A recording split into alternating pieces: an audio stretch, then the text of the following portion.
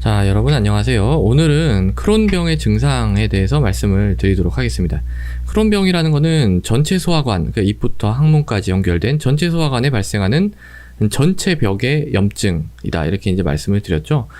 굉장히 다양한 증상으로 나타날 수가 있습니다. 대표적인 게 이제 복통, 배가 아프고요. 설사를 할 수가 있고, 그 다음에 체중 감소가 있을 수가 있습니다. 그 다음에 이제 발열, 그러니까 전신 이게 질환이기 때문에 전신에 염증이 있기 때문에 열이 날 수가 있고요.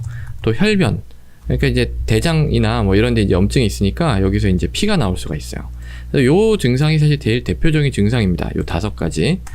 근데요, 사실은 이 복통, 뭐 설사, 뭐 이제 체중 감소는 사실 이거는 뭐 악성 종양, 암의 증상이기도 하잖아요. 뭐 열 나고 혈변이 있으면 이제 우리가 보통 검사를 하겠죠. 근데 이제 복통하고 설사만 있다고 생각해 보세요. 이거 가지고 우리가 뭐 크론병 이렇게 얘기를 하기는 매우 어렵죠. 뭐 그리고 복통 설사 있는 모든 사람을 대상으로 대장 내시경을 할 수도 없는 거고. 근데 사실은 크론병은 대장 내시경 안 하면 사실 진단이 어려워요. 그렇기 때문에 이런 이제 증상이 처음에 나타났을 때는 사실 좀 진단이 어렵고요. 이게 이제 굉장히 좀 증상이 오랫동안 가지고 있는 경우가 많거든요. 그래서 좀 계속 좀 참거나 아니면 다른 치료를 하다가 안 돼서 결국은 좀 대장 내시경을 확인하자. 그래서 이제 검사를 했을 때 발견이 되는 그런 경우가 제일 많습니다. 그래서 중요한 건 뭐냐면 이 약간의 단서가 있을 때 그 약간의 단서를 놓치지 않는 것. 그것이 이제 중요합니다. 그것이 중요하게 되겠습니다. 그래서 이제 지금은 그 약간의 단서에 대해서 좀 말씀을 드리려고 해요. 약간의 단서. 그 이제 처음에는 뭐가 있냐면 증상을 좀 자세히 듣는 거죠. 첫 번째, 복통입니다. 이 복통이 어떻게 오냐면 쥐어 짜듯이 와요. 쥐어 짜듯이. 영어로 이제 그걸 크램핑이라고 하는데요. 크램핑. 이게 이제 전 벽에 염증이 있다 보니까 어떤 일이 잘 생기냐면은 이 장의 일부가 막혀버릴 수가 있습니다. 협착. 그러니까 이제 이 벽에 표면 요런 데 이제 염증이 있으면 이게 구멍이 뚫리거나 아니면 뭐 파이거나 이런 식으로 나타나는데 전체 벽에 염증이 있어 보니까 이 전체가 이렇게 막 섬유화가 진행이 되면서 장이 좁아져 가지고 협착이 될 수가 있어요. 그런 경우에는 이제 또 아팠다 안 아팠다 이렇게 이제 반복이 되는 그런 경우가 있겠죠. 그래서 제가 이제 이 크론병 위치 말씀드릴 때 주로 이제 말단 회장 쪽, 요쪽에 이제 많이 있다고 했어요. 이쪽이 어디죠? 이쪽이 바로 오른쪽 아래잖아요. 충수돌기가 여기서부터 이렇게 나오거든요. 그러니까 충수돌기염이랑 거의 유사한 위치에서 이제 이게 감별을 해야 되는 이유가 이 위치가 말단 회장부를 침범하는 경우가 많기 때문에 그래요.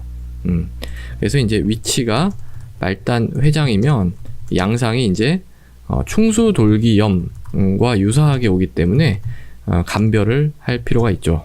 감별의 필요가 있습니다. 그 다음에 이제 두 번째는요, 설사입니다. 설사. 이 설사는 왜 나타나냐면은 이 대장에 염증이 있잖아요. 장에 이제 쭉 염증이 있단 말이에요. 그러면은 장에서 뭘 흡수를 해야 되냐면 담즙을 흡수해야 돼요. 담즙은 이제 밥을 먹으면 쓸개에서 분비를 해가지고 지방의 소화를 돕는 거예요.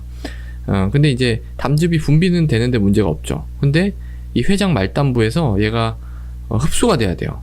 흡수가 돼야 돼서 다시 이제 흡수된 게 다시 이제 또 새로운 음식물이 들어왔을 때 쓰이고 이렇게 순환이 되거든요, 얘가. 근데 흡수를 못하니까 이게 순환이 안 되는 거예요. 순환이 안 되는 문제는 근데 간에서 더 만들면 돼요. 더 만들면 되는데 그거보다 더 문제는 담즙산이 이렇게 대장으로 내려가잖아요. 이 대장 벽을 막 자극을 합니다. 얘가 산이. 그러면서 이 장에서 물을 갖다 막 분비하게 해요. 그걸 이제 우리가 뭐라고 부르냐면은 분비성 설사 이렇게 부릅니다. 분비성 설사. 그럼 뭐 때문이다? 바로 담즙산이 흡수 장애가 있기 때문입니다. 그러니까 이게 또 흡수가 장애가 되다 보니까 아무래도 이 장관 순환으로 담즙산이 이렇게 재활용돼서 계속 쓰는 게 아니라 한 번 쓰고 이제 버리는 거잖아요. 계속 만들어야 되니까 잘 못 만들게 돼요. 이게 계속 병이 진행을 하다 보면. 그러다 보면 우리 몸에서 지방이 제대로 흡수가 안 되겠죠. 그러면서 변에 막 기름기가 있는, 그거 이제 우리가 지방변이라고 하거든요. 그러니까 심하면 지방변이 생길 수도 있습니다. 그러면서 막 장내 세균총이 다 변하고 막 냄새도 지독하고 이제 그렇게 될 수가 있어요. 그래서 이제 그런 증상이 있고요. 그 다음에 이제 세 번째는 혈변입니다. 혈변은 이제 당연한 게 염증이 심하기 때문이죠. 염증이 심하다 보면 피가 날 수가 있습니다. 이거는 뭐 궤양성 대장염도 마찬가지고 대장암도 마찬가지예요. 암 조직은 굉장히 좀 부서지기 쉽게 돼 있기 때문에 피가 잘 납니다.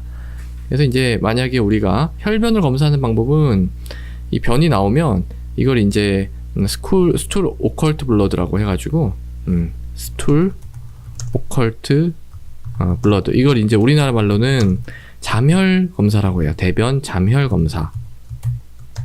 그래서 여기서 이제 대부분 발견이 됩니다. 그래서 이제 이게 이제 양성이면은 대장 내시경을 한번 해보는 게 좋겠습니다, 이렇게 얘기를 할 수가 있는 거죠.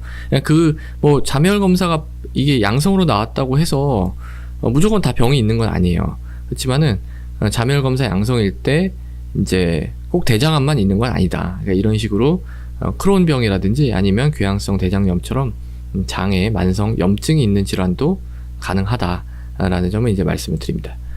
그 다음에 이제 네 번째는요, 이게 너무 크네요. 자, 이렇게 할게요. 네 번째는 이제 누공입니다. 누공. 누공이라는 거는 제가 이제 이 크론병의 증상 중에 중요한 게 정의 중에 중요한 게 전벽 염증이라고 말씀을 드렸잖아요. 벽 전체에 염증이 있다 보니까 이게 이제 구멍이 뚫려가지고 다른 데랑 연결이 될 수가 있어요. 그러니까 여기서 이제 벽에 염증이 있고 여기도 이제 벽에 만약에 염증이 있잖아요. 그러면 이 구멍이 뚫려가지고 얘네 둘이 서로 이제 연결이 될 수가 있는 거예요. 아주 다양한 형태로 연결이 가능한데요. 뭐 장하고 연결이 되기도 하고, 아니면 뭐 장하고 방광은 이제 소변을 저장하고 있는 곳이에요. 근데 장은 이제 변을 품고 있잖아요. 근데 장에서 방광으로 길이 생기면 이 변이랑 막 가스 이런 게 이제 소변으로 나오게 되는 거예요. 그러니까 막 소변 보는데 우리가 가스 막 나오지는 않잖아요. 근데 이제 소변 보는데 가스가 나올 수도 있고 이제 그런 증상이 생길 수가 있는 겁니다. 또 그렇게 되면 아무래도 감염 위험이 굉장히 증가하겠죠. 방광염이랄지 아니면 뭐 신우신염이랄지 뭐 이런 요로 감염이 생길 확률이 올라갑니다. 그리고 또 장하고 후복막은 이제 뒤쪽, 그러니까 요런 장이 이제 후복막에 얹혀 있는 거거든요. 후복막에 이제 얹혀 있는 건데 이 뒤로 이제 이렇게 누공이 생겨가지고 뒤에 막 농양 같은 걸 만들기도, 고름집 같은 걸 만들기도 하고 그렇습니다. 그리고 이제 장하고 여성 같은 경우에는 질로 이제 누공이 형성되기도 하고, 그리고 장하고 피부에 누공이 형성되기도 해요. 예. 뭐 이 장에 있는 내용물이 피부로 나올 수도 있다는 거죠. 그런 게 이제 가능합니다. 그리고 이제 그러다 보니까 이제 이거는 여기에 연결돼서 농양이 생길 수가 있습니다. 농양, 고름집 같은 게 생길 수가 있는 거죠. 그리고 이제 나머지는요, 좀 간단하게 짚고 넘어갈게요. 이제 항문 주변에 또 질환이 있을 수가 있습니다. 항문 주변 질환. 크론병의 3분의 1 정도. 이제 직장은 침범을 하지 않는다 그랬어요. 직장은 주로 이제 궤양성 대장염에서 침범을 하는 거고요. 크론병에서는 여기는 잘 침범 안 하는데 이 끝에, 그러니까 항문 이쪽은 이제 침범을 해요. 이쪽은 이제 궤양성 대장염에서는 잘 침범하지 않고요. 크론병에서 잘 침범을 하죠. 그래서 항문 주변 질환이라고 하면 치열, 이렇게 찢어지는 거예요. 그쪽 주변이. 아니면은 항문 주변에 농양이 생길 수도 있고요. 아니면 뭐 누공이 생길 수도 있고 그렇습니다. 예. 그러다 보면 이제 이쪽은 막 찢어지고 이러면 통증이 굉장히 심하겠죠. 예. 요런 게 있을 수가 있고요. 그 다음에 이제 전신 증상으로 체중 감소라든지 뭐 피로감. 저는 이제 여기다가는 안 적었는데 피로감도 굉장히 중요해요. 제일 먼저 적을게요. 피로감. 사실은 이 전신적인 염증이 있다 보면 제일 먼저 사실 나타나는 건 피로감이거든요. 몸이 얼마나 피곤하겠어요. 이렇게 장에 염증이 있는데. 그래서 피곤하다. 이유가 없이 굉장히 피곤하다. 이런 경우에 잘 조사를 해보다 보면 뭐 배도 좀 아팠었고 변도 좀 이상한 것 같고, 그래서 이제 검사를 해보면 결국 크론병으로 진단되는 경우도 있습니다. 그렇고요. 그 다음에요, 이제 장관 외에 이제 증상이 나타나는 경우가 있습니다. 자, 그거는 이제 제일 마지막에 적을게요.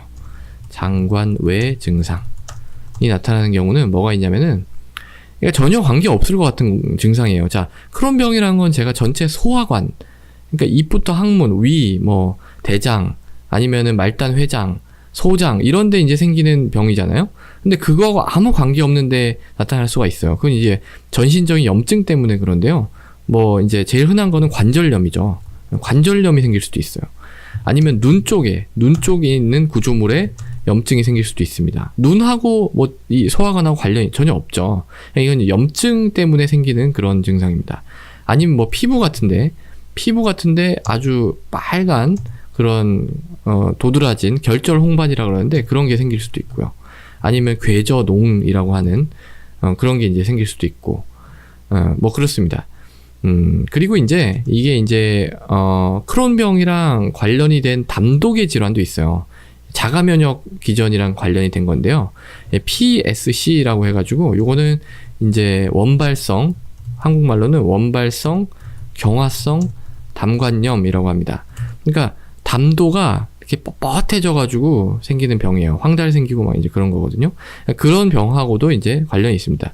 담관하고 뭐 소화관하고는 뭐 관련이 없다고 얘기할 수는 없죠. 그렇죠. 엄밀히 말하면 다른 구조물이고요. 그래서 이런 식으로 장하고 아무 관계가 없어 보이는 그런 곳에도 염증이 생길 수가 있다라는 것까지 말씀을 드립니다. 자, 그래서 오늘은 크론병의 증상에 대해서 말씀을 드렸습니다. 감사합니다.